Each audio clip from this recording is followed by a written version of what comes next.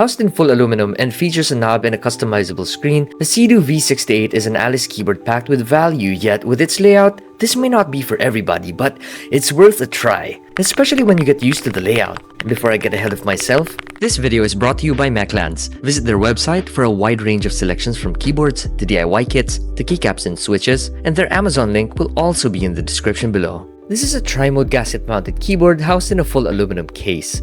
Inside, you get a 4000 mAh battery pack, which I think is enough for 68 keys and a screen.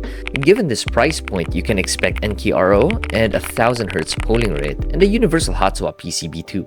This features a volume knob, a customizable screen, and VIA compatibility. And speaking of VIA, it has all you need from key binding, LED customization, and macro recording.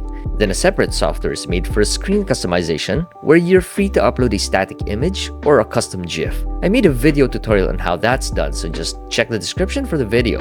And if I forget to put it there, just comment down below. This bad boy comes with a white braided cable, a keycap switch puller, an Allen wrench, and a manual, so very straightforward. The cable is not generic, so I'm adding this to my collection. I wish a dust cover was included, but that's fine. The knob is decent with minimal wobble, so all good there. It's a 17.5mm knob slapped on a 6mm port, in case you're wondering. Now the housing is made of 6063 powder-coated aluminum, which I already said, and I think it's really cool, since it feels like a gym equipment. Under the keyboard, you get an aluminum copper-colored weight plate, held by 4 screws in the bottom case for a more stable hold on your table. Only con some might find is the lack of kick-up feet, so keep that in mind before you buy. Power switch is above the keyboard, along with the dongle compartment and USB in. Overall, I have no complaints about the build, and it reached my expectations.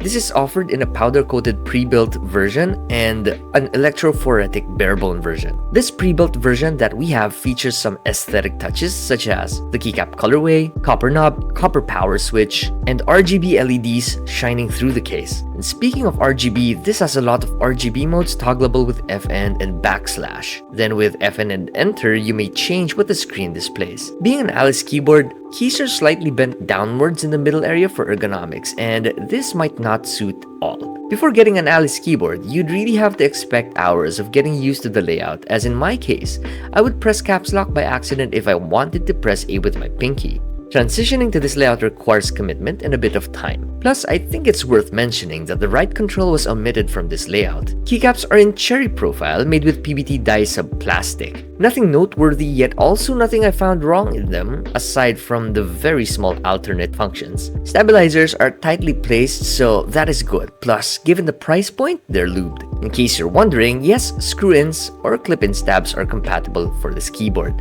I believe these switches are CIDOO's matte switches, and by the looks of it, it doesn't have RGB diffusers. I wish it had them so the LEDs do not glare too much from under the keycaps. Anyways, let's hear how this sounds.